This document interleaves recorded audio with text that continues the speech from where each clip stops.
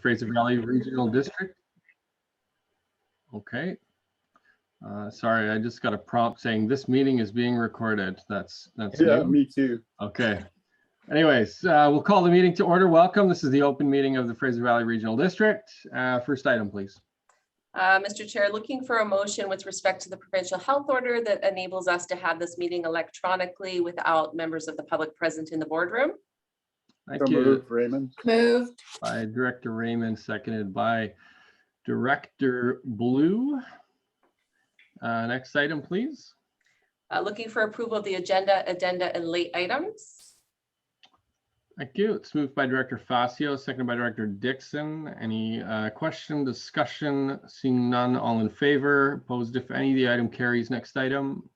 Item 3.1, we have Metro Vancouver's solid waste management plan. We have a presentation and a lovely delegation here this evening. I'll just give you the list of names. We have Director Jack Froese, who is the Zero Waste Committee Chair and Metro Vancouver Board Director. We have Andrea Reimer, who is Independent Consultation and Engagement Panel Chair. We have Jerry Dobrovolny, who is the Metro Vancouver CAO. We have Paul Henderson, General Manager of Solid Waste Services, and Sarah Evanetz, who is the Division Manager of Strategy and Stakeholder Relations for Solid Waste Services. Impressive sounding bunch. Welcome to the delegation, and Director Froese, Mayor Froese, nice to see you, and Chair Reimer, nice to see you as well. Long time no see. I did make a mistake here, and I failed to welcome a very new and special member of our board, so I'm going to embarrass him now, if you will bear with me. But we have a new director, and that's Paul Horn, Director Horn, who he is the new mayor of Mission. And Director Horn, welcome to the Fraser Valley Regional District. This is your first meeting here with us tonight, but I understand you're old hand at this. Thank you very much. There are some familiar faces around here. I won't say old friends. I'll just say it's nice to see some familiar faces again and to meet some new ones as well. So thank you for the welcome. And welcome, Director Horn. Thank you. And back to the delegation. I'll turn it over to you. Is that Director Froese? You're up.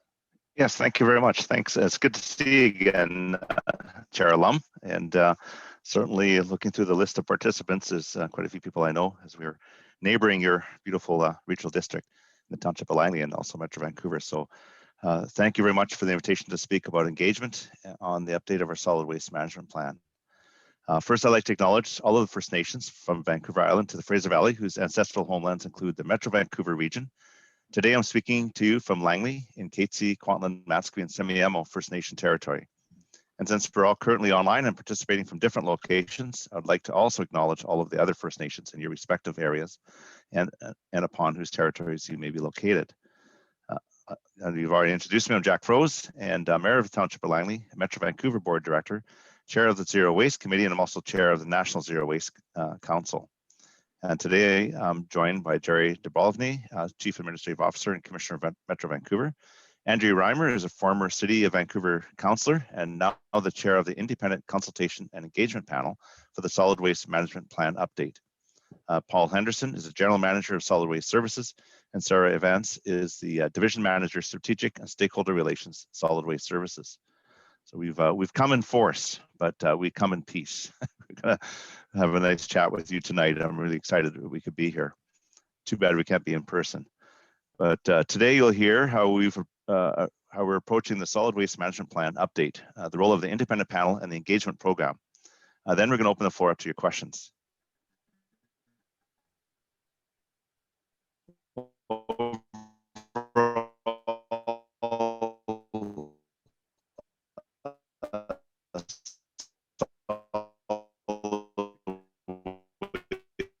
Sorry, Jack, I just want to make sure that it's not just me, but it seems like your internet is having some issues.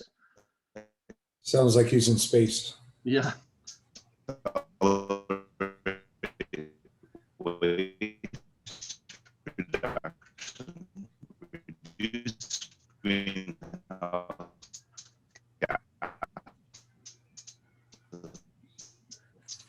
And advance the circular economy while continuing to efficiently and cost effectively manage waste and residuals.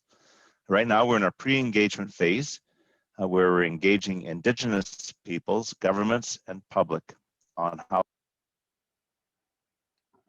Oh, now I've lost him altogether. Miss Kinnaman, is it just me or did we? No, I think, Mr. Chair, I think we were all experiencing that, and it appears that he's lost his connection altogether. So maybe there's some difficulties with connectivity in Langley. I don't know if another member of the delegation wanted to pick it up. Yeah, I'm Director Froese was going to pass it on to me before his untimely demise. So oh, he's back. I'm back. How do you hear me now? That's better. Yeah, that good. sounds better, Jack. I can let out a secret. I'm actually speaking to you from the Fraser Valley Regional District someplace. I'm not getting good connection, so we'll be talking about that later. What if our rural areas, perhaps Metro can help us with the internet in rural areas? Yeah, so I'll see if I can get through the rest of my little introduction. Right now, I just want to talk about, we're in the pre-engagement phase where we're engaging with Indigenous peoples, governments, and public on how they want to be involved in our plan update. We want to hear from you. We're early on, and there'll be more opportunities to provide input throughout the plan update process. And I'd like to thank you for the invitation. And our next speaker will be Commissioner Dubovny. Jerry? Thank you. Thank you very much, Chair Froese. And hi, everybody. And thank you very much for inviting us here this evening. It's absolutely our pleasure to be here. And I really look forward to opportunities for our organizations to work collaboratively together in many different areas in addition to solid waste. So Metro Vancouver's current solid waste management plan was approved in 2011, and the board has approved initiating an update to that plan now, and it's time. The plan update will take 2 to 3 years, and we're committed to a robust Indigenous and public engagement process. We intend to go well above and beyond the provincial engagement requirements.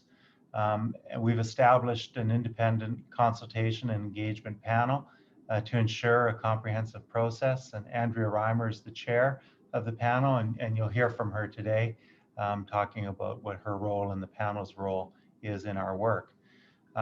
Currently in the pre-engagement phase, we're listening and gathering information, reflecting on input and reporting back to our board with a public engagement program and an Indigenous engagement strategy mid-year.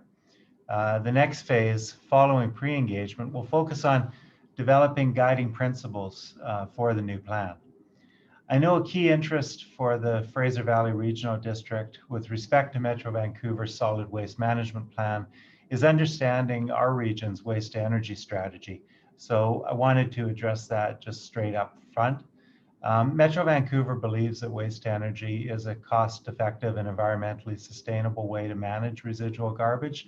And our Metro Vancouver solid waste management plan update will focus on reduction, reuse, recycling, and advancement of the circular economy. Our goal as a region is to avoid the requirement for any new disposal capacity through the success of our waste reduction actions. We're already a leader in North America, and our goal is to continue to be one, only more so. Metro Vancouver is committed to working collaboratively with the Fraser Valley Regional District, and staff are identifying opportunities to work together. So with that, I'll introduce you to our next speaker, Andrea Reimer, and then come back to you at the end. Andrea? Thank you, Jerry. Thank you, Commissioner Dubovny. Good evening, everyone. It's really nice to see those of you that I know. It's good to see you again, and nice to meet some new faces. Congratulations to Mayor Horn on your very new face at the board table here. So you heard a bit about me. I am the chair of the panel. For those that I haven't met, I am a former city councillor from the city of Vancouver, and I did serve as a Metro director for all 3 terms that I was elected to local government. I left office in 2018 and now teach about power, not energy, but power and how power dynamics work out at UBC. I teach engagement at SFU, and I've also founded a consulting firm called Wow Strategies, and I was appointed to chair this panel. So we have 3 other members who aren't here today, but just so that you can put some other faces on the panel. Cheryl Brooks, who's President and CEO of Indigeneity Consulting Group. Cheryl is a member of the Stolo Nation. Peter Fassbender, who I'm sure many of you have come across in your travels, former minister, former MLA, former mayor of Langley City, as well as a councillor at Langley City and a former vice chair of TransLink's Mayor's Council. And then Veronica Bellici, who's executive director and co-founder of City Hive, which is a nonprofit that works to engage youth in the region. And finally, although not a member of a panel, we have as a liaison Director Froese, who you've just met or probably already know, who's chair of the Zero Waste Committee. So an important underline I wanted to make tonight, if I could leave one thing with you, is that we are an independent third-party engagement group. We were established by the Metro Board in late 2019, and our main function is to provide advice and recommendations to staff and the board on issues related to engagement during the development of an updated solid waste management plan. So the way that advice and recommendation shows up may come in a variety of forms. We're very early days right now. For obvious reasons, we didn't get going until quite late in 2020. So we've had limited public-facing work, but we do meet on a regular basis to review the staff's plans. And we've introduced ourselves so far to the Zero Waste Committee. At Metro, we've had one opportunity for stakeholders to present to us. And of course, I'm here today with you. So as Jerry referenced, Metro staff have recently launched pre-engagement, an approach which we enthusiastically endorsed as a panel and have provided our own advice from various spheres of influence that we have on who and how we think that we can maximize pre-engagement. So the purpose of the pre-engagement phase is to understand the preferred communication channels, methods of participation, and key information required for the engagement plan. And we also want to gain insights on how the process can be designed to reach what the Metro Board calls equity denied groups. So the concept of a broader, not the usual suspects that we might hear from, but in addition, communities that are impacted by waste decisions, but may not find their way to the board without extra effort. So far in the first pre-engagement phase, the staff have sent out 3,800 email notifications and received 234 questionnaire responses, 62 newsletter signups, 13 panel meeting participants, and they've had 12 one-on-one meetings with those groups that I mentioned who might not otherwise come proactive outreach. The staff are going to compile the feedback from this pre-engagement phase into two strategies, as you heard. One is the public engagement program and one is an Indigenous engagement program. The panel anticipates that we'll be reviewing these in the coming months. So they'll come to our panel meeting in June, and then subsequently we'll go to the Zero Waste Committee and board. And once approved by them, engagement will officially launch and our role as the panel will evolve a bit, but maintain its independent nature. So I did want to thank you for inviting us to come here today, and I'm looking forward to your questions and comments. I'll hand it back to Commissioner Dobrevoni for his closing remarks. Thank you very much. So as I think you've heard all three of us say, we're very interested to learn more about opportunities for both the regional districts to collaborate on solid waste initiatives, and also how you want to be engaged in our plan update process. So we're joined, as you heard, with Sarah and Paul, and the five of us are happy to answer any questions or just hear comment from you now as we start our process. So thank you again for inviting us.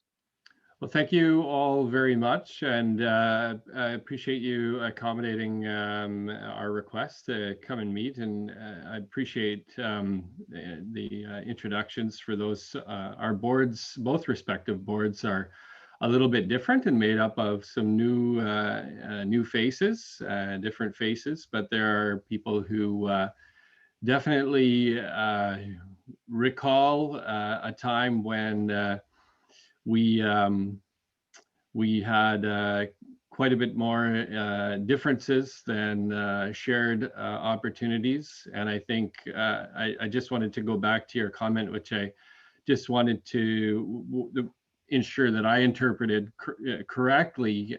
You are very correct, Mr. Dobrevoni, that one of the major, I guess, challenging differences of opinion on both our respective regional districts was the pursuit of additional waste energy capacity. And what I think I just heard you say was that this plan coming up does not include pursuing additional waste energy capacity. Did I interpret that correctly, or maybe not? Or maybe you want to wait until we have an opportunity to see the plan? No, I mean, I think I can be clear to say that our focus is on reducing and reusing and recycling and advancing the circular economy. So that's the focus. That's our goal. Our goal is that we won't have to build additional capacity.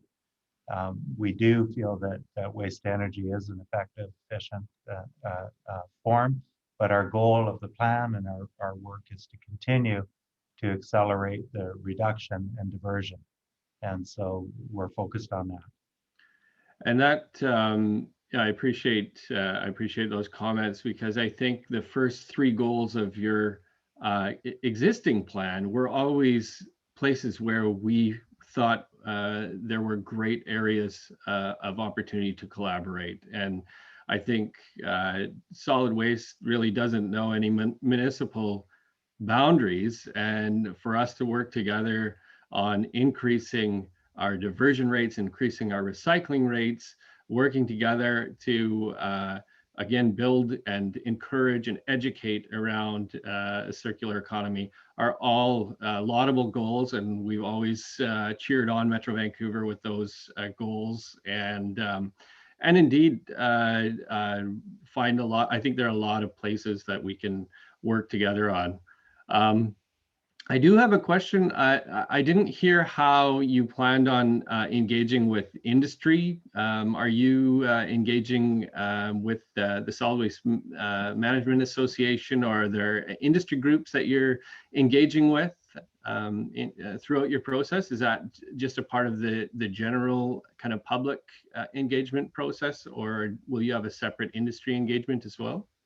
Yeah, no, we're certainly interested in any and all participants. Paul, do you want to touch a little more specifically on industry? Yeah, absolutely.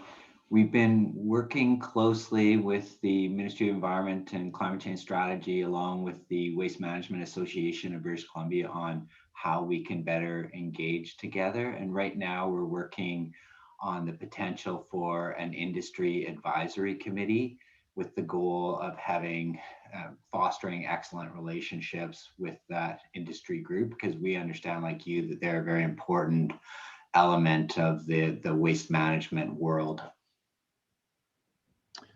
And then I just have a couple more just quick comments, and then I just hoping to open it up to our board if you will allow some questions through. But I'm interested a little bit more in a description of the independence of this panel, and in particular, so I'm assuming the panel will receive a copy of the plan that you'll bring to consultation. Will that happen at the same time that the public will receive it, or will the panel have advanced kind of access to the plan you're bringing out for consultation?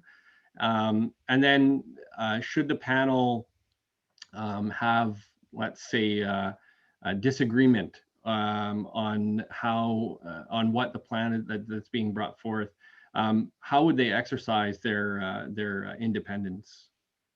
Great. So it is absolutely an independent panel. They're to guide us on our engagement and consultation. So on the process, not on the technical components, but on the process, to making sure that we achieve our goal of, robust, deep engagement with many different communities.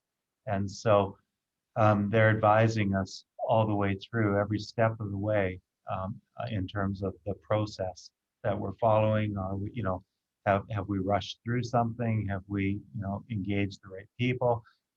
If nobody came, does that mean nobody was interested, or does that mean that we didn't, do the work we needed to do to connect?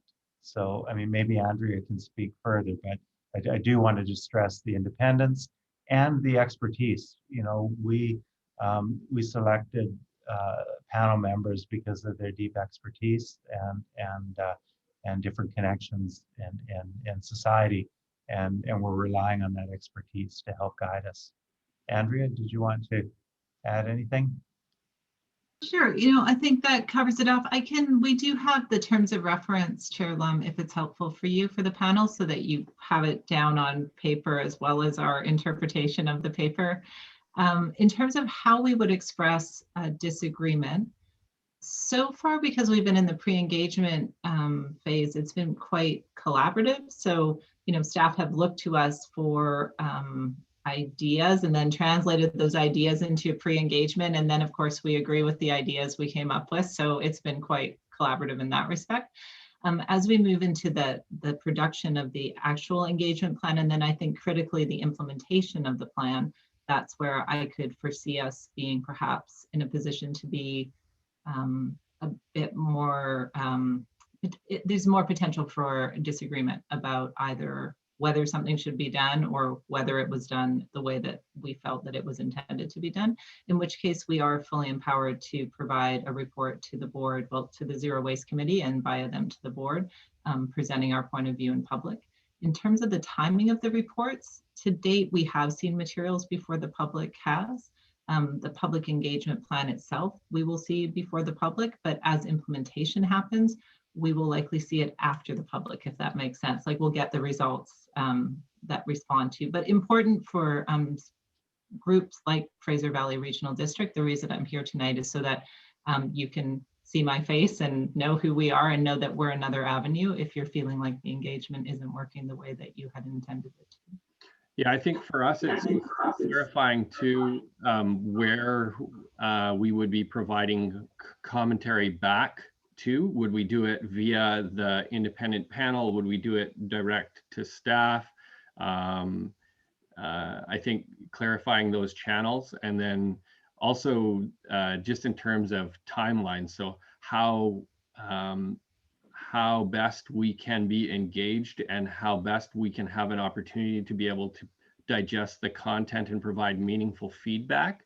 I think that's critical to us. So timelines are critical, and I suggest that staff to staff, our respective staffs can line up when key meetings dates are for the regional district. If there's board impact or board input required, those are obviously going to be key for us. We don't have the same capacity on the staff side as Metro does, but we are a small and mighty staff, but we do need a little bit of time to be able to digest and get through some of the information that you're providing. And so it's going to be very key for us, those timelines. I understand there's a deadline tomorrow to provide some initial feedback. And of course, the letter that requested some of the feedback on the pre-engagement, we received just not in time to actually get it before the board on our last meeting. And so there's a bit of a delay. So I think identifying those timelines and being able to sync up a little bit would be key for us as well, just to ensure that the information we're providing you is relevant and well researched and well thought out and not rushed on our part. So if that's something you could commit to, that's going to be excellent for us. But I want to open up to our board and see if there are any questions from directors. I know Director Ross has it. Director Ross, you had your hand up. Yes, thank you. And thank you to all the panelists for coming out to, well, not coming out, sitting in your homes and visiting with us tonight. It's very much appreciated. Normally we see each other at conferences throughout the year and we haven't been able to do that. So it's nice to be able to communicate a little bit even. Yes, Chair, excuse me, Chair Lum has made some excellent points. So I won't repeat them all, but I also was pleased to hear that it doesn't sound like you're proposing any additional incinerators, which is, good news, and I hope that continues. And I do see that, as Chair Lum has pointed out, that's really the one thing that we disagreed on. Metro Vancouver has to be applauded for many other good initiatives that we definitely support in terms of reducing waste. You're doing some really good work there. And of course, it's my hope that you'll do so well, you'll be able to shut down the Burnaby incinerator. So I guess just a couple more additional questions beyond what Chair Lum has said. I won't repeat his. I was going to mention about the timelines and communicating and coordinating with our staff for deadlines. So he's already mentioned that. I do have a question about one thing. Your letter and your website refers to a desire to reduce greenhouse gas emissions that are related to waste, but it doesn't mention the other range of pollutants. So although reduction of GHGs is really important to us here as well too, that's only one set of emissions. There are a whole other range of air pollutants not defined under GHGs, but then of course are extremely important for us in the Fraser Valley, because the pollutants most of the time go from your region to here and get confined in our airshed for long periods of time, and that affects people's health. So I guess what I'm saying is, even if there aren't additional incinerators, there's still the Burnaby incinerator. So I guess what I'm asking is that, will you clearly define all emissions, not just the GHGs, I guess, when you're reporting out as to the various options?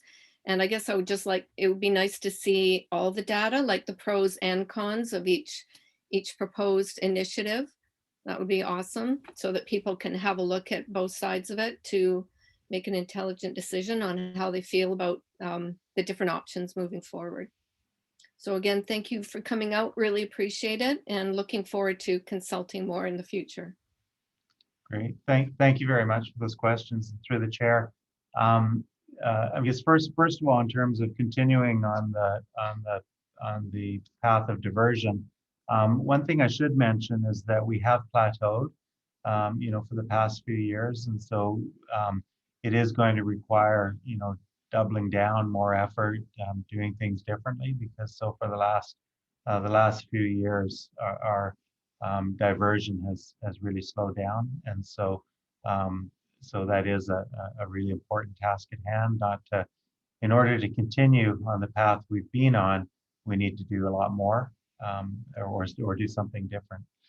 In terms of pollutants, certainly all pollutants, and we share a border, and it's really important that we work together. As you mentioned, air goes from west to east, and the Fraser River flows from east to west, and so we're sharing water and air, and it's really important that our organizations work really closely together for shared interests. On the incinerator, the waste energy plant, Paul, do you want to talk a little bit about what we've done?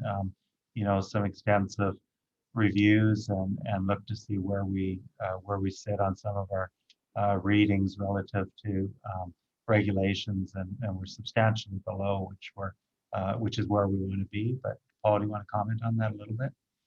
Yeah, I also wanted to flag the Clean Air Plan and Climate 2050. There's a lot of other things going on beyond just the solid waste management plan. And so looking at air contaminants in general in the region, that Clean Air Plan is really critical. And there's been consultation and engagement and work being done on that too, all with the goal of reducing a broad range of emissions in the region. So I wanted to comment on that. And with respect to the waste energy facility, as Jerry noted, we work really hard to ensure excellent monitoring and emission control systems, and we're definitely continuing to look at it, and also open to talking to FERD staff around any improvements we can make. We've had some initial meetings with FERD staff, but we're definitely open to continuing to look at that. Thank you. Were there other questions from directors? Director Dixon? Thank you, Mr. Chair. Thank you very much for the presentation tonight. A lot of good information, and I certainly appreciate your efforts to reduce, reuse, and recycle, first and foremost. So that's awesome. Can you just talk a little bit about how you plan to engage the Indigenous communities, in particular in our area? There are many, and they're small, and some of them are in the rural, out in the rural areas. Great, thanks. I don't know, Paul, do you want to start, and then maybe Andrea? Maybe Sarah, could you? Sarah, sure. Give an overview? Hi, good evening. Yes, so we The Indigenous engagement element is a really important portion of this plan, and we've been advised by our engagement panel on how to structure that. And so our Indigenous engagement approach for pre-engagement was reaching out to both the 10 First Nations within the Metro Vancouver region that had territory and treaties, and then going beyond to another 23 First Nations within the adjacent regional district. So all the First Nations with territories within the Fraser Valley Regional District, we notified as part of our pre-engagement strategy. We sent them a letter and identified a number of different opportunities to engage with us in this pre-engagement phase. And then in subsequent phases, we'll be reaching out to those same Indigenous nations as well. And this time we've also identified an urban Indigenous component to our engagement. And so we've engaged with a number of different organizations in the Metro Vancouver area. Some I imagine are also active in the Fraser Valley Regional District as well, but capture a broader community of Indigenous peoples within both our regions. Okay. I add in, sorry, Director Dixon, did you want to? Oh, I was just going to thank, but go ahead. Thank you. Sure. So I can add in a panel perspective. So from day one, this has been one of the more challenging issues because the BC government has passed the legislation, the Declaration on the Rights of Indigenous Peoples Act, DRIPA, which sets a standard around engagement with Indigenous people that is evolving. But the plan timeline is such that it will go to a minister at some point in 2023 or 2024 and be held to a standard that doesn't yet exist in definition from the BC government. So we've tried to, I'd say we're definitely trying to err on the side of really assuming that DRIP is taken in its most literal sense. So free, prior, and informed consent is a major concern of the panel. And to date, we've, I feel like staff have very much heard our concerns on that and worked very hard through the legal staff and through the engagement work to figure out how we would do that in the manner that Sarah described. But it will continue. I'm sure you've all been grappling with how to deal with this in your local governments and at the region, that it will be an evolving area. Okay, thank you. Thank you. Director Lowen, go ahead. Thank you, Chair Lum. I would like to express appreciation to the delegation who came out this evening. Appreciate the presentation. I really appreciate the, if I may say, the improved tone that has existed in the exchange here this evening. Not anything relating to anything you've done or not done. But I reflect back about 8-9 years ago when Mayors Moore and Brody paid a visit, and we were less than gracious in welcoming them to our table, at least from several members. And there was I remember the relationship was not the best as a result of that. And I sense, speaking as one director and one city councillor from Abbotsford, that the tone here is markedly different. And I really want to encourage you in your efforts to, as you move forward with your plan, and I'm really hopeful that it's going to mesh with our plan in the FERD and our individual municipalities, and that in the end, the residents of the Valley and the Metro Vancouver, of course, are best served through whatever methods we enact to manage our waste. So thanks again for your attendance here and your presentation. Thanks, Director Lowen. Any other comments or questions from directors? And if I miss any of you, I've got about 3 pages of directors and people on in front of me on Zoom here. So if I miss anyone, please just speak up. But I don't hear any. I just have, so there's just one kind of outstanding request that I do have, and I did indicate earlier that because of the timeline and because of the timing of our meeting, that we didn't and will not be able to provide you with our initial kind of pre-consultation feedback by your deadline date of tomorrow. What I'm hoping is that you would give us a short extension to be able to compile some of our initial thoughts on the pre-engagement and get it over to you. And I hope that if we can do that very quickly, and Ms. Kinnaman, I did see you sort of nodding, I think, but I think if our staff are working hard already on that, but if we could have a period of time to collate those and get them over to you. I don't expect it will take us much longer, but I don't believe I can put them in the hot seat to be able to provide it by tomorrow. So would a short extension of perhaps a week or 10 days be acceptable and still be able to provide some of the feedback to the engagement panel?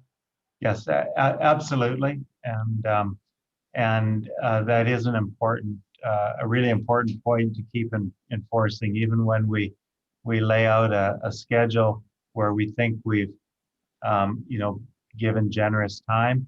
It's not when we're working with government that have, agendas and scheduled meetings. Like, it's just the same deal you'd be dealing with us if, our board meetings are when our board meetings are. And so we will pay more attention to that going forward. So short answer to your question is absolutely. I appreciate that. And I haven't seen any other questions. Was there any other closing comments from the panel, from the delegation? The only thing I would say is you'd asked an earlier question I don't think I responded to. I think in terms of who to communicate with and can you communicate directly with the panel. I mean, I think the most natural communication form would be staff to staff with Jennifer's team and our team. But absolutely, it's appropriate if there's something that is sort of building up and you'd like to direct directly to the panel, that's fine too. They are an independent panel, and if you'd like to speak to the independent panel to raise an issue, that's appropriate as well. We want the panel to hear that because we do want to do a good job at this. But certainly, I think the bulk of the information flow would be staff to staff. But if there's certainly a need, you have access to any and all. And maybe with that, I'll just turn it over to Chair Froese to take us home. Is there any final comment? I just want to thank you again for the invitation. I certainly appreciate meeting with you. And one thing that I did a couple of terms ago when I was running for election was to try and better our engagement in the Township of Langley, and I've carried that through. I don't want to hear at the end of this process, which is a lengthy process, that people say, well, I wasn't heard, I didn't have a chance. And that's the last thing we want to hear. So we're trying to ensure that everybody has a voice and that we can get that input and help us move forward. So I really appreciate this time with you, and look forward to working together. Thank you, Chair Froese. And just from my perspective, and Director Lowen indicated earlier as well, I think number one, I just want to express my appreciation for you again accommodating our request to come and speak to the board and address us tonight. I do appreciate that you've given us an opportunity, shown some goodwill immediately right off the bat by giving us a bit of an extension to provide some feedback, and we will work hard to get that over to you. And I do believe that, again, and I've said it before, we have much more in common than we do apart. And I think the sooner that we're able to see a draft of the plan and what and how Metro Vancouver is going to start dealing with some of the challenges, I think the better we can help provide feedback and help assist craft a plan that's going to be great for the region and for all of British Columbia. I think a lot of people are looking to Metro Vancouver as leaders, especially when it comes to diversion and increased recycling rates, and how we are going to increase those diversion rates, but also promote a circular economy. We need to work together to tackle some of the abhorrent packaging challenges that we have, and work with the province and the federal government around extended producer responsibility. And I think by lending our voices together around big challenges like that, I think we're far more likely to find success. I'd way rather spend more of our time and energy working together than working apart. And so I do want to indicate that I think we're getting off on the right foot, and that I hope we can stay, again, like this, be open and professional in our feedback. And when we do, and if we do have differences, we'll talk openly with each other about those differences and look to find areas of commonality and resolution. So I appreciate your time this evening, and I'm sure we'll be speaking plenty over the next while. Thank you. Thank you. Okay, Ms. Kinnaman, next item. Presentation, we have Sean Reed, who's a partner of KPMG Enterprises, with the 3.2.1 item on the agenda, 2020 Fraser Valley Regional District financial statements. Thank you, Mr. Reed. Mr. Chairman Lum, how are you tonight? Yeah, I'm fantastic. How are you? Good, good. Thank you for having me. That was I enjoyed listening to that presentation, and I'm looking forward to the outcome of this new strategy that the Metro Vancouver is pursuing. Anyways, my job tonight is to assist the board in the review of the results of the audit of your financial statements for the year ended December 31st, 2020. We have completed our audit, subject to obviously having this discussion with the board and getting a signed management representation letter from management. In terms of the areas of focus this year for the audit, focus for all audits that we are doing right now is financial reporting considerations of COVID-19, as it's pervasive to the economy. I'll speak to that in a few minutes. Specifically with respect to the regional district, I'm also going to talk about other areas of focus, including deferred revenues, your investment portfolio, as well as the government business partnership that the regional district is involved in. Before I get into those areas of focus, I do like to confirm, both in writing, which is in my formal report to you, but also verbally, that we are independent of the regional district and thus able to sign our audit report, as we must be independent under the standards. So as I mentioned to you before, with COVID-19, it has a pervasive impact on not only the economy, but also on financial reporting processes, particularly where people might be working from home, working remotely. So we have to, consider any changes to reporting processes from working from home and the impact on the regional district. We have found that, generally speaking, the impact of COVID-19 has from an accounting perspective, impacts when management is assessing estimates or accruals or items that need to be adjusted at the financial reporting date. And so we looked at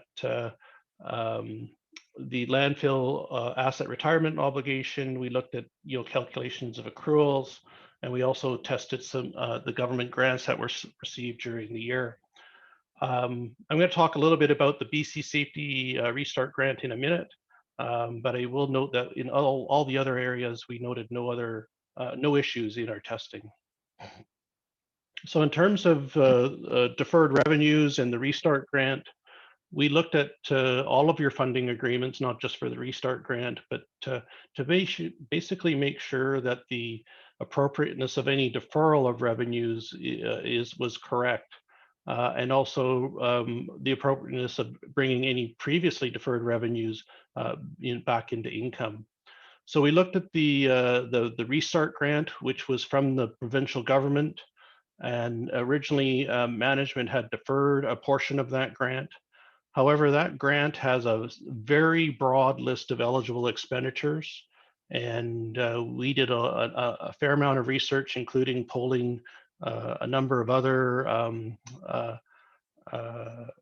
municipalities as well as regional districts, and determined through research that all of that grant should be brought into income. So management agreed to that adjustment during the course of our audit. We also noted that you had that management had recorded approximately $2.8 million of revenue related to the Nickelman Island project, which was the amount that was budgeted for the year. However, that project was a little bit behind in terms of the expenditures, and the terms of that grant basically say that you recognize the revenue based on the expenditures incurred. So as a result, a portion of that grant was then deferred, and management agreed with that adjustment as well. So once those adjustments were made, there was no other issues noted in our testing. Finally, the regional district has a significant amount of investments. So we directly confirmed your investments, all of your investment in balances with both Raymond James and National Bank Financial, and no issues were noted as a result of our testing. You do have an interest in the government business partnership, which is the forestry license at the eastern end of the valley with your partners, the District of Hope, and I can't remember the name off the top of my head of one of the First Nations. Anyways, we recalculated your share of the 1/3 interest of net income, and again, no issues were noted in our testing. The last area that we audit is the professional requirements presume that there is a risk of fraud in management override of controls. We can't rebut that risk. However, we did not identify any specific additional risks related specifically to the regional district. So we do things like testing journal entries, looking at a retrospective review of estimates, and evaluating the business rationale for any transactions that might be unusual. And again, no issues noted in our testing. So I think I'll leave it at that, but happy to take any questions. Thank you, Mr. Reid. Any questions through to Mr. Reid, or I see Ms. Lounsborough as well. So any questions through regarding the financials? Don't hear any. Thank you. So we do have a motion. I believe we need a mover and a seconder. That's moved by Director Popoff, seconded by Director Blue. Any questions, discussion? Seeing none, all in favor? Opposed, if any? The item carries. Thank you very much. And Ms. Kinnaman, next item. Oh, I think you're muted, or I'm muted, or nope.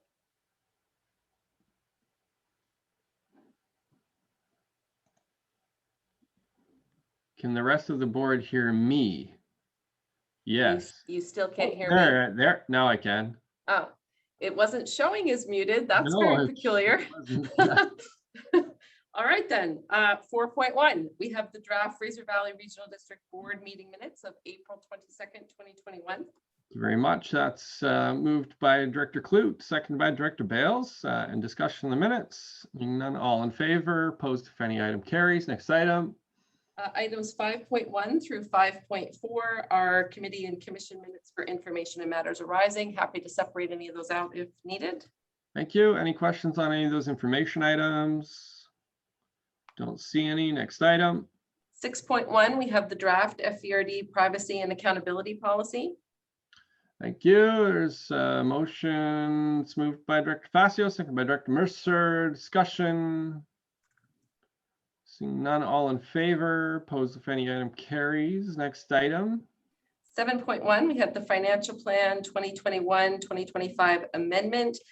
There is a motion for your consideration, but and once you get that on the floor, I understand that Tarek Islam has a bit of an update that came in just in the last couple of days since the agenda was published. Very good. So let's get this on the floor. It's moved by Director Stobart, second by Director Dickey, and Mr. Islam. Where are you on my screen? He has put his camera on. I can see There he him. is. Okay, sorry. I just have to page through. I don't have a big enough monitor here, so I'm about 3 pages of staff and directors here. Mr. Islam, good to see you. Yeah, thank you, Mr. Chair. Through the chair, I just wanted to update a little bit on the financial amendment that we have in front of us. So the report mentions that the works were anticipated to be built in future through development, and the subdivisions and rezoning applications now have been received for the development that would have otherwise been responsible for these works. So the developer has actually, we've been connected to the developer, and the developer has indicated that they wish to contribute to these works as they recognize the mutual benefit to completing the work immediately. So we don't have any percentage set up yet. We are still working with them. So I just wanted to update that through this process. Thank you very much, Mr. Islam. Were there any questions on this item? I don't see any, so call the question. All in favor? Opposed, if any? Item carries. Next item. 8.1, we have the Electoral Area C garbage disposal fees and charges bylaw number 1627. Thank you. It's moved by Director Bales, seconded by Director Dickey. Discussion? I don't hear any. I'll call the question. All in favor? Opposed, if any? The item carries. Next item. Well, then we have motion number 2 on this item, Mr. Chair. Thank you. It's moved by, let's go, this Director Bales, seconded by Director Adamson. Discussion on this item. Seeing none, all in favor, opposed if any, item carries. Next item. And then motion number 3, which is adoption, Mr. Chair. And this is a vote for all. That's correct. That's moved by Director Engar, seconded by Director Bales. Discussion. Seeing none, all in favor, opposed if any, the item carries. 8.2, we have Area A garbage disposal fees and charges establishment bylaw number 1630. Okay, for motion number 1, it's moved by Director Raymond, seconded by Director Dixon. Discussion. None, all in favor. Opposed if any, item carries. Motion number 2, it's moved by Director Dickey, seconded by Director Lowen, although I think he was just scratching his head, but that's okay. And discussion, seeing none, all in favor, opposed if any, item carries. And motion number 3, this is moved by Director Raymond, seconded by Director Popov. Any discussion? Seeing none, all in favor, opposed if any, the item carries. Next item. 8.3, we have Hemlock Valley Official Community Plan bylaw number 1626. Thank you. It's moved by Director Bales and seconded by Director Adamson. Discussion. Seeing none, all in favor. Opposed if any, item carries. Next item. 8.4, we have Official Community Plan for Electoral Area E and H revision bylaw number 1628 to revise clerical errors and include unintentionally omitted policy statements and incorrectly numbered footnotes. There we go. This is for EAs. It's moved by Director Engar, seconded by Director Dixon. Discussion. Seeing none, all in favor. Opposed if any, the item carries. Next item. 8.5, we have Emergency Management Regulations bylaw number 1622. Thank you. It's moved by Director Hamilton, seconded by Director Horn. Discussion. Seeing none, all in favor. Opposed if any, the item carries. Next item. Then there's motion number 2 on this item. That's correct. This is second and third, moved by Director Mercer, second by Director Hamilton. Discussion. Seeing none, all in favor. Opposed if any, the item carries. And this is adoption. It's moved by Director Clute, seconded by Director Blue. Discussion. Seeing none, all in favor. Opposed if any, the item carries. And then there is a motion 4 on this one. Oh, there's a motion 4, and that is to appoint Graham Danilus. That's correct. Okay, and that's moved by Director Blue, seconded by Director Dickey. All in favor, opposed if any, the item carries. Next item. Moving to section 9 of the agenda, Mr. Chair, I believe you have a script in front of you. Sure. Pursuant to Part 14, Division 9 of the Local Government Act, this is the opportunity for the FURD Board to hear from the public regarding the 4 development variance permits listed on the agenda for this meeting.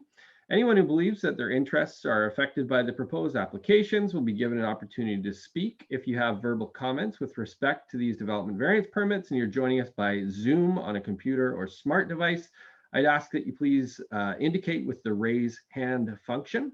When it's your turn to speak, you will be asked to unmute yourself. If you're joining us by Zoom on the phone, please press *9, and this will notify our staff that you wish to speak. When you're prompted to unmute yourself, please press *6. Those of you wishing to speak are asked to begin your presentation by providing your name and address, which will be recorded and form part of the official record.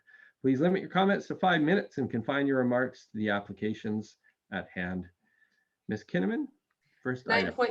9.1, we have development variance permit 2021-06 to vary the definition of height and to vary the rear setback for a duplex at 20948 Snowflake Crescent in Electoral Area C. And I will just draw the board's attention to the letter that was received on this item that was circulated earlier by email. Thank you. And is there any members of the public wishing to speak on this item? Ms. Van Ness. Thank you, Mr. Chair. So we do have 5 attendees joining us tonight.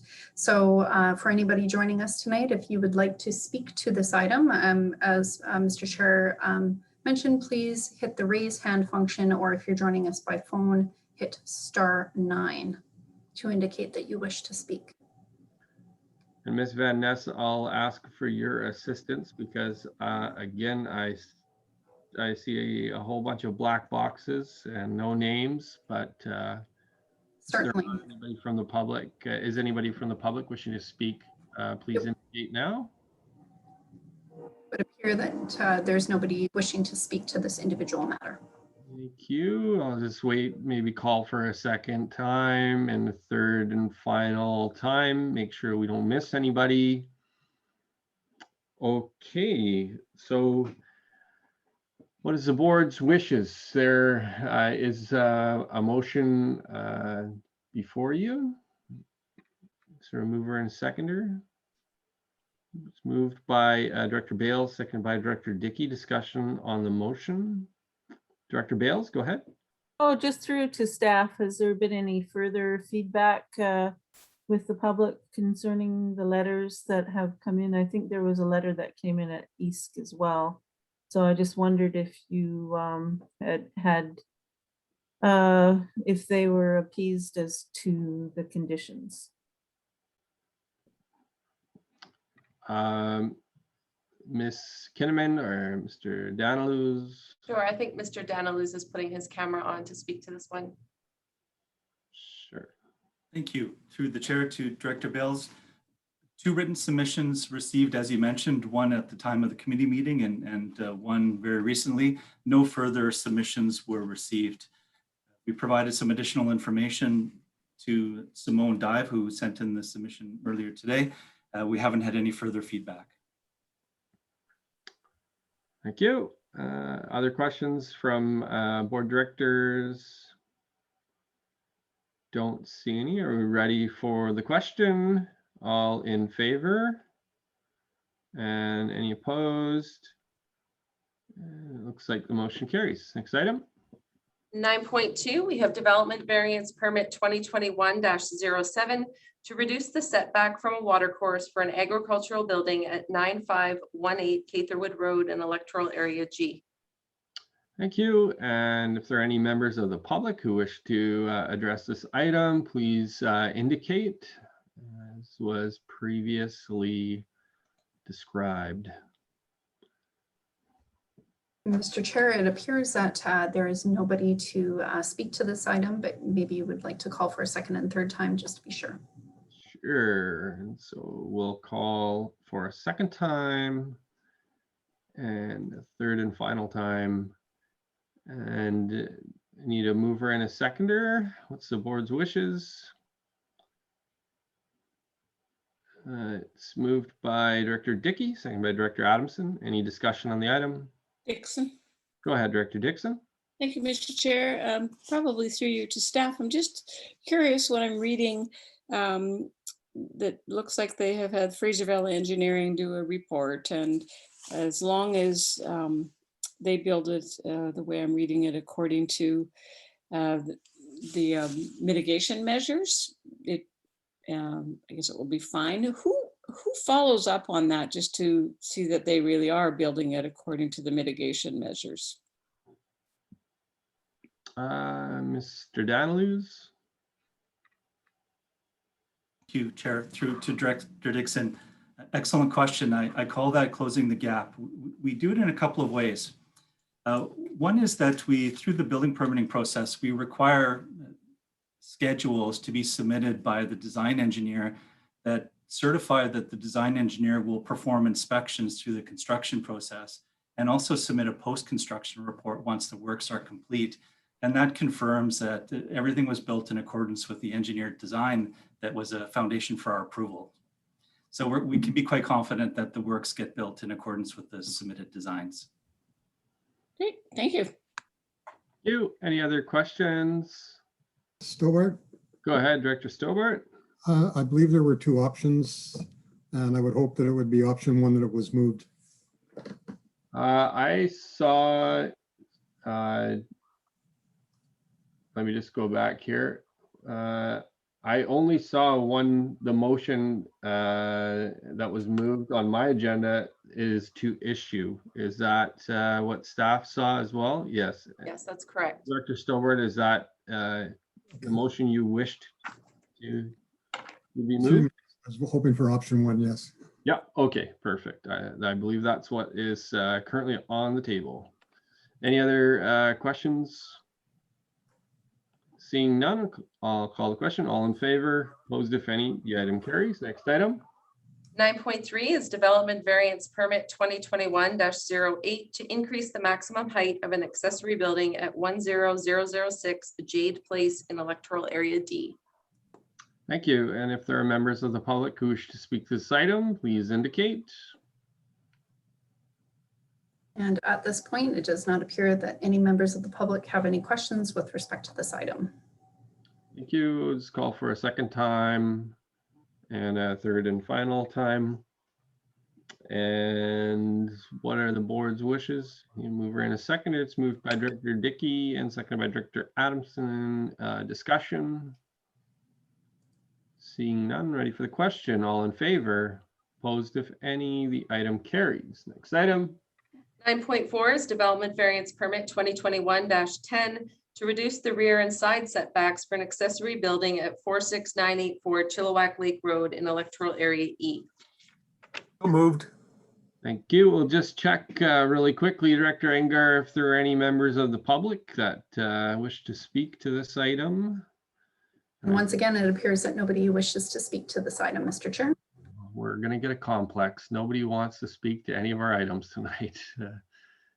For a second time, third and final, and it's moved by Director Engar and seconded by Director Stobart. Any discussion on the item, Director Engar? Yes, please. Just a question through to staff. Have you received any complaints or anything by the mail? I haven't seen anything myself. Mr. Daniluz? No public submissions on this item. Very good. And the whole adequate area was canvassed, I assume.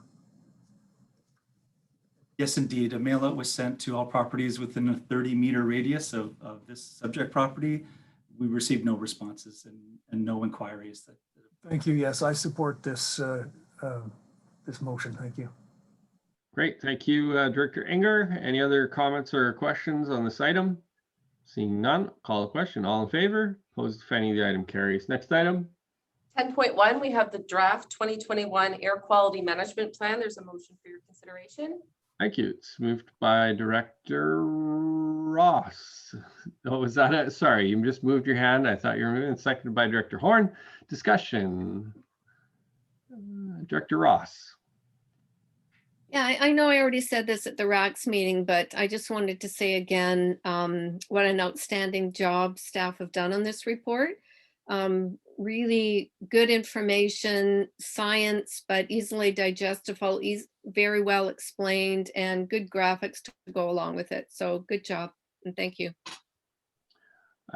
I almost was going to bring up the air quality management plan with our delegation earlier and talk to them about, especially when Chair Reimer was talking about providing information to groups that perhaps were not receiving or passed over with some of the consultation efforts. And I think one of the points that I failed to make was, if you want people to provide feedback on a plan, you have to make it digestible in terms of the information, the way that you're presenting it, and the language that you're using. And I think if you want to see a great example of that, is what our staff have been able to do with this air quality management plan. It's in plain language. There's some excellent infographics in it. It takes rather complex subject in scientific manner around air quality, and it really makes it accessible. And so I really echo Director Ross's comments and send my appreciation to staff on this item. Any other comments or questions? Seeing none, call the question. All in favor? Opposed, if any? The item carries. Next item.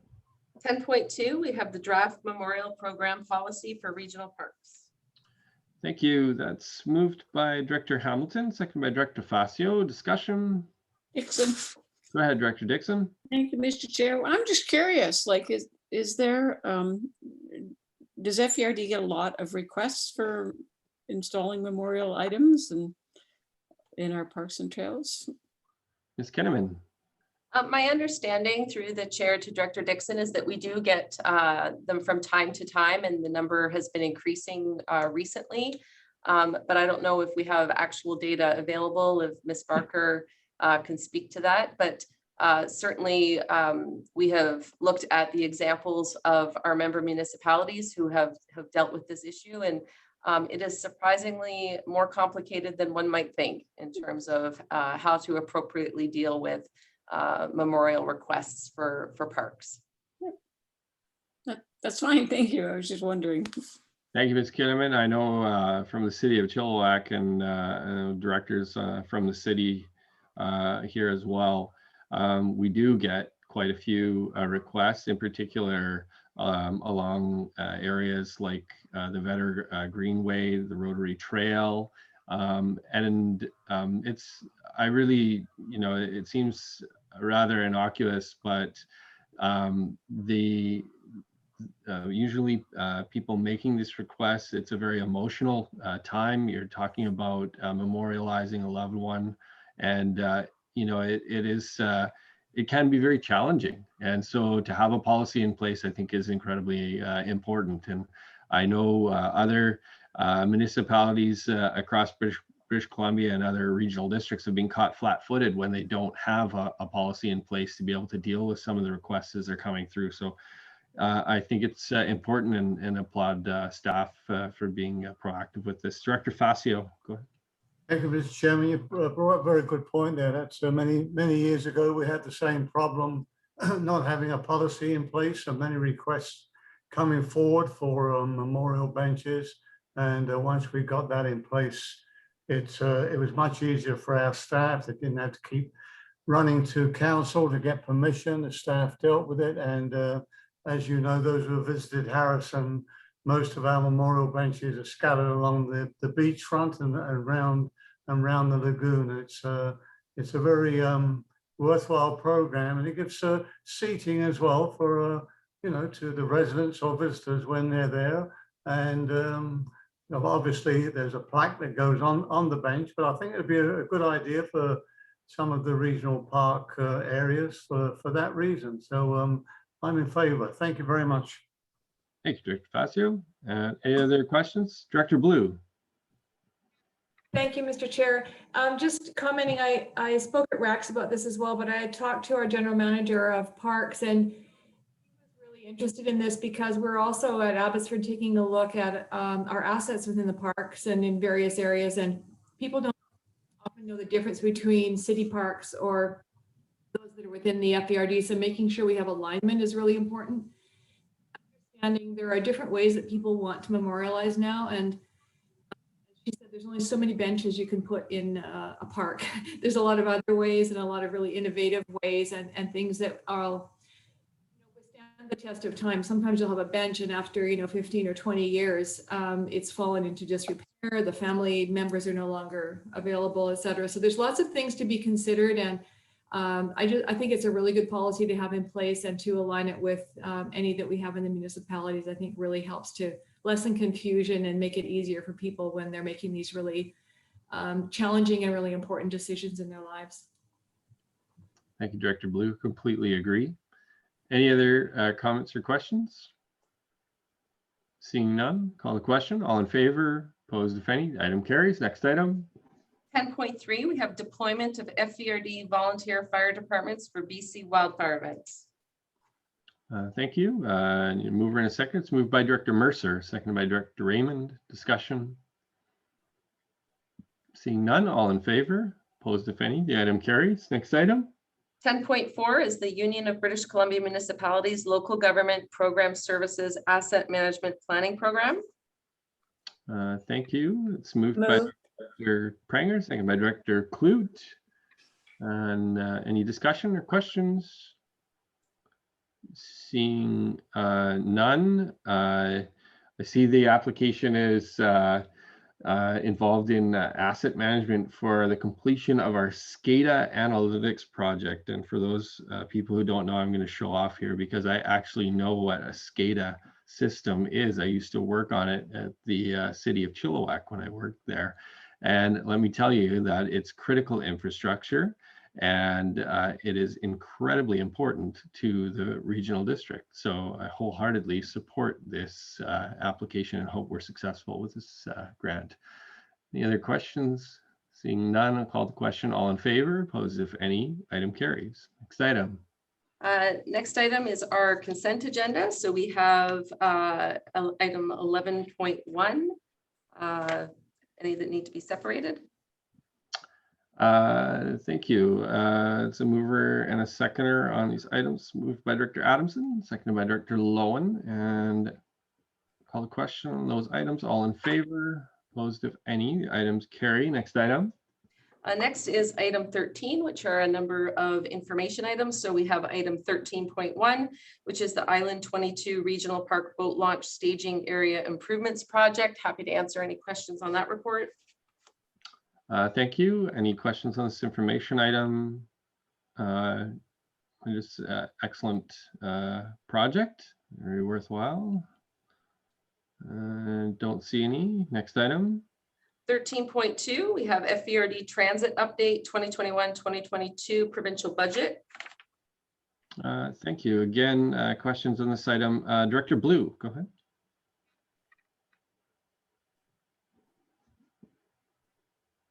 Oh, can you hear me now? Yes, yeah. Having trouble unmuting. I just wanted to comment how much I appreciate the work that's gone into all of this and keeping the work going with the transit update and seeing reflected in the provincial budget so many of the things that we really wanted and needed for this region. So just very pleased to see it. Thank you, Director Blue. And I I was going to save this for director reports, but I did have the opportunity to speak with Minister of State for Infrastructure, and particular talking about transit, Bon Ma, and we spoke yesterday at length about transit in the Fraser Valley, and just really appreciate some of her comments in regard to wanting to gain a better understanding of some of the challenges out in the Fraser Valley, and in particular congestion issues on the highway, and how important it is to our region to ensure that we're getting good services and people moving through those important corridors, but also how we understand the importance of increasing our mode share and public transit, getting more people onto buses out of single occupancy vehicles. And so it was a very positive conversation and a commitment to continue the conversation.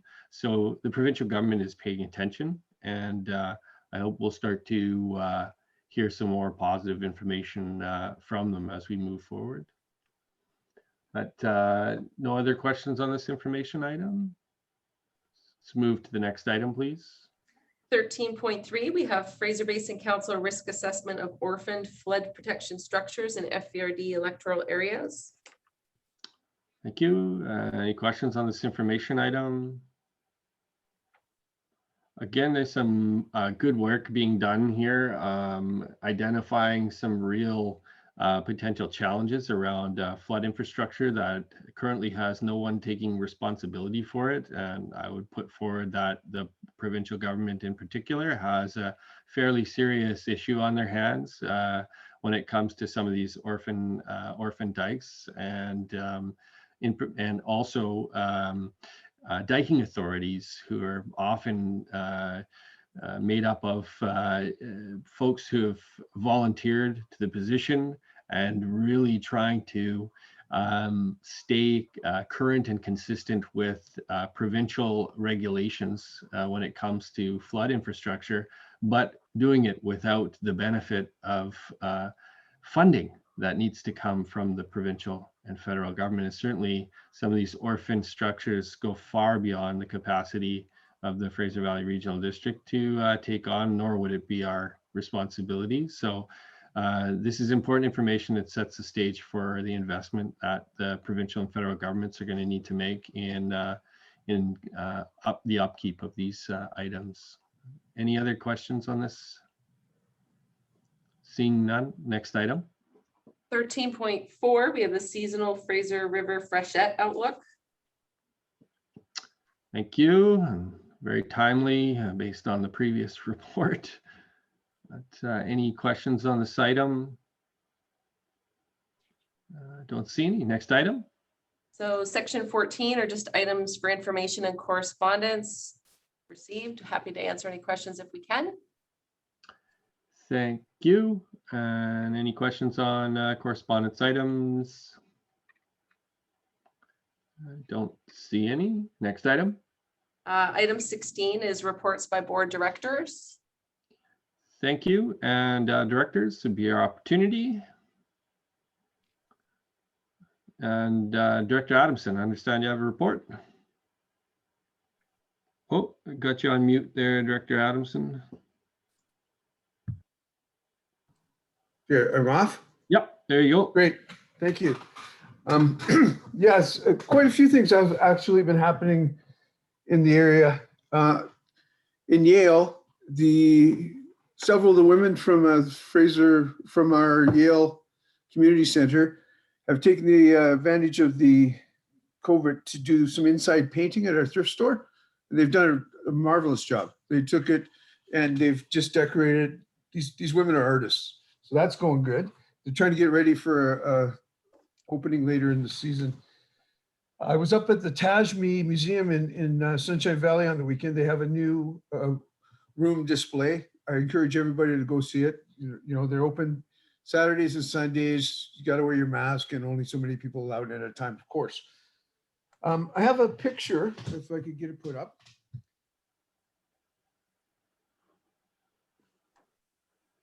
Okay. So this happened last week in Yale. The UFO kind of went over Walter's farm there. You can see where it's crashed by the trees. And we had the guys go out and control it. I'm kidding, there's no UFO, but what happened here was one of the firemen, we'll leave his name out of it because he'd be embarrassed, was burning some slash piles and they got away from him. So all the rest of the team had to show up and put it out for him. And it's always tough when it's a fireman that makes a mistake. He really gets razzed. But the team was there, they put it out, no problem, and life is good. But what a great picture, right? Thank you. Thank you, Director Adamson, who continues to raise the bar on director reports, now adding multimedia to his presentations. Director Blue, go ahead.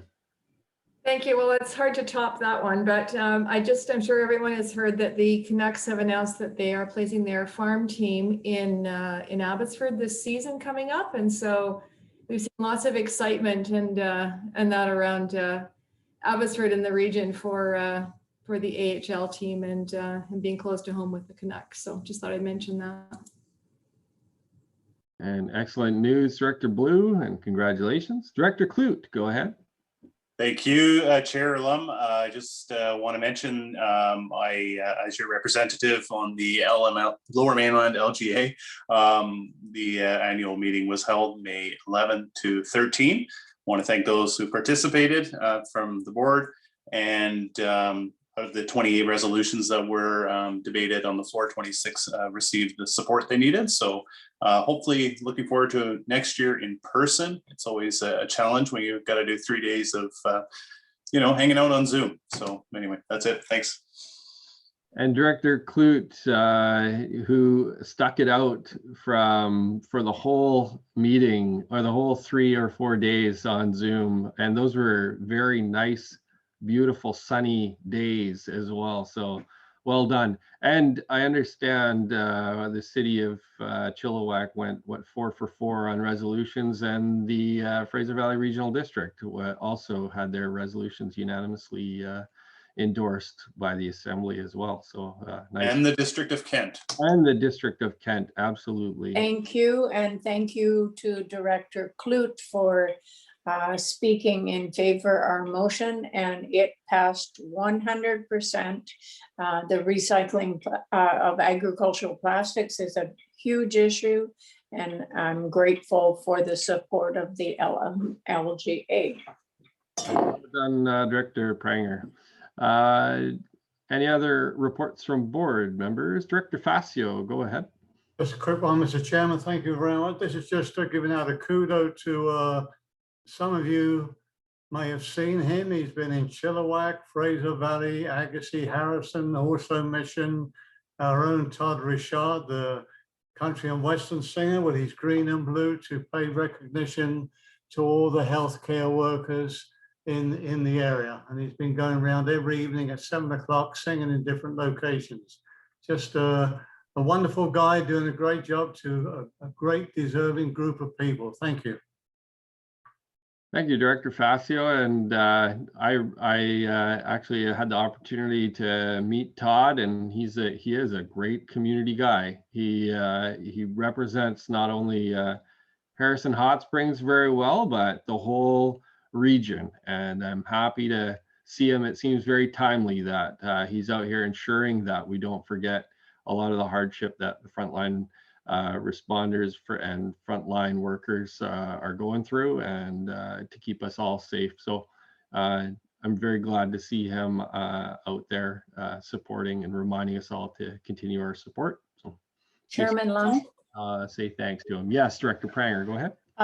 Just want to also report that our area is now vaccinated, 80% age over 50.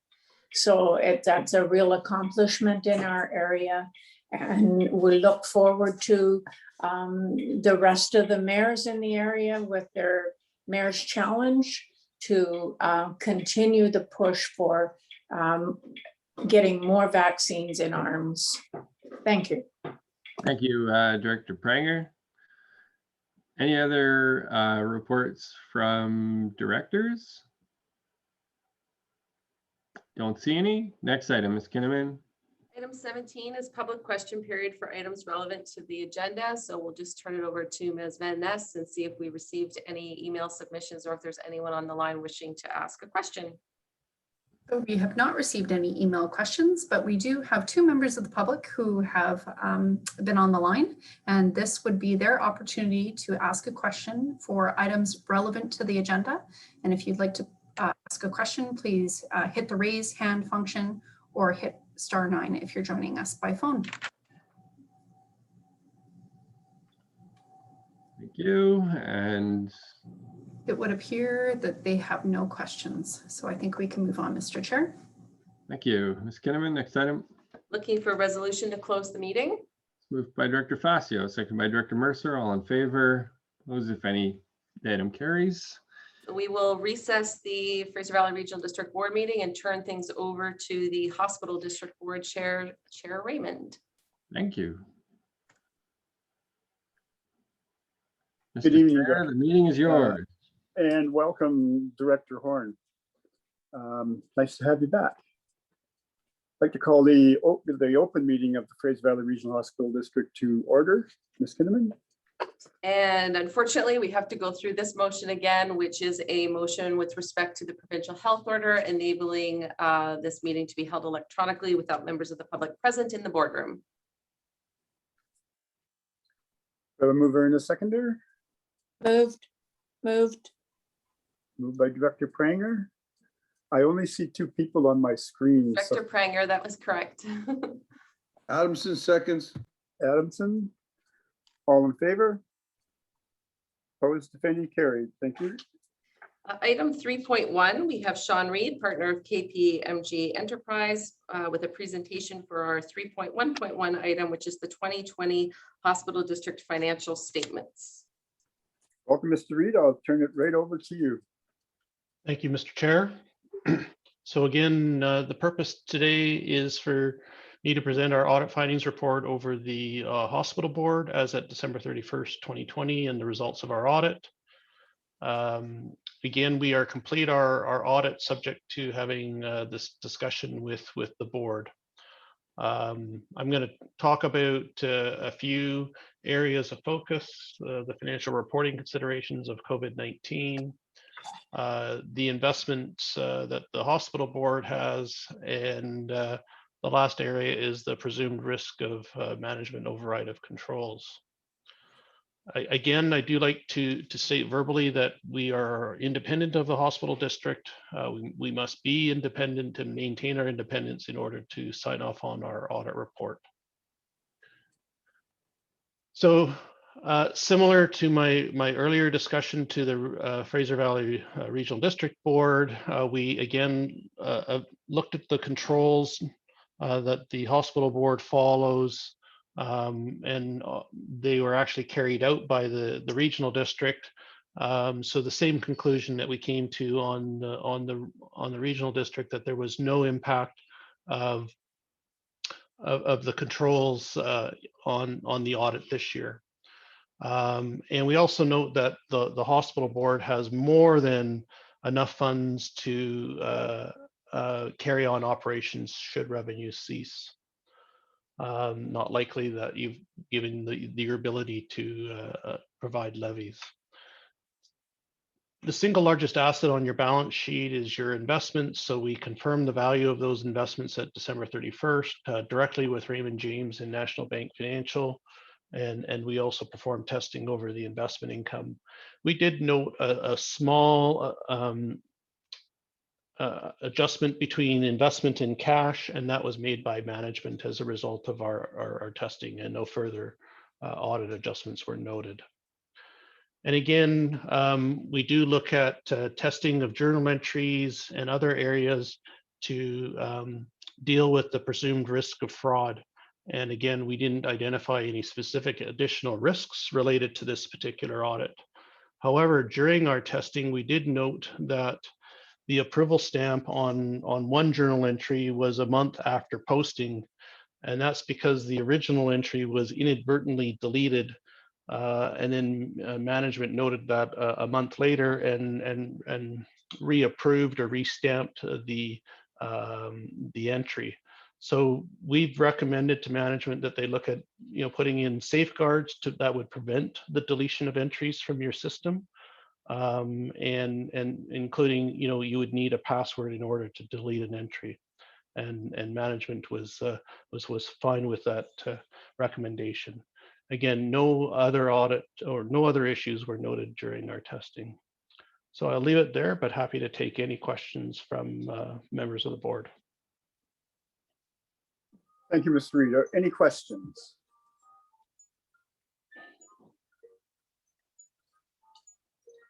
Hearing none, there is a motion for your consideration.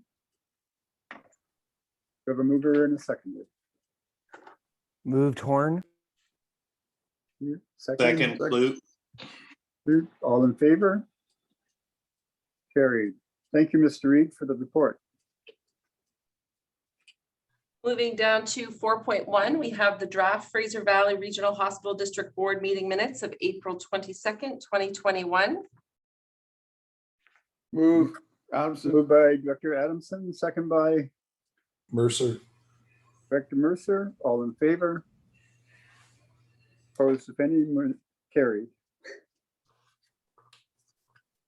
Next item is 5.1. We have the Fraser East Minor Medium Capital Projects update. There is 2 options for the board's consideration this evening. Do I have a mover and a seconder to get it on the floor? Moved. Adamson, By second. Director Passio, second by Director Adamson. Could I just clarify which option is being moved? Is it option 1 or option 2? Option 1. Any questions? Second option 2, option 1. Thank you. Any questions or comments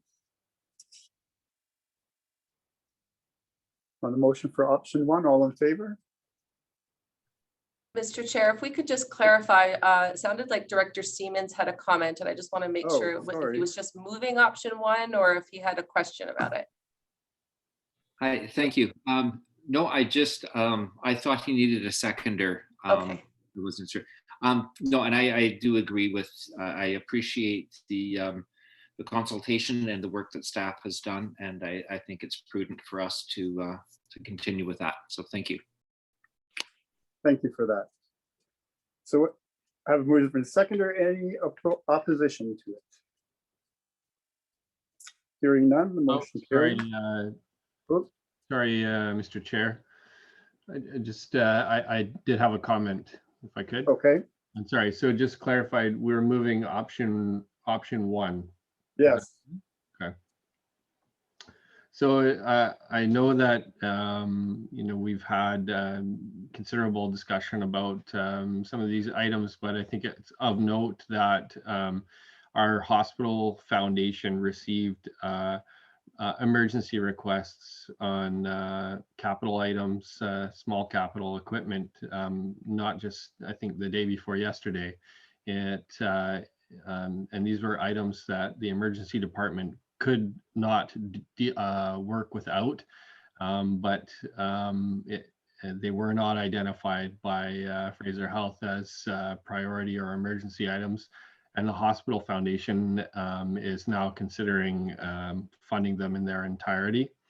And so, I mean, they are definitely, I guess I just want to underscore the point that I've made a number of times, that there are quite a few what I would call emergency minor equipment items that I think could be identified across the region, and in particular in CGH, that do need funding. But I'll support this motion. Thank you for that. I think a little farther on in the agenda, or it's in the closed session, you'll see there's going to be a change in the working committee that may hopefully Mr. Chair, perhaps it would be a good idea not to speak about items that are coming up in closed. Why? Okay. So that motion was carried. If we maybe just call for the vote. I did. All in favor? Opposed, if any? Motion is carried. Thank you. Thank you, Mr. Chair.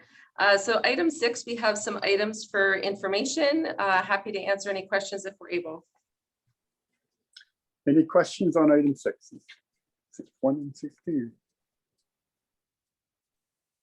Hearing none, we move on. Item 7 is reports from board directors. Any reports from the board of directors? Hearing none, we move on.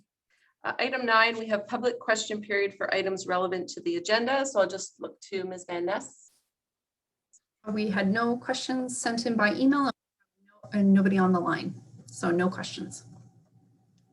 Thank you.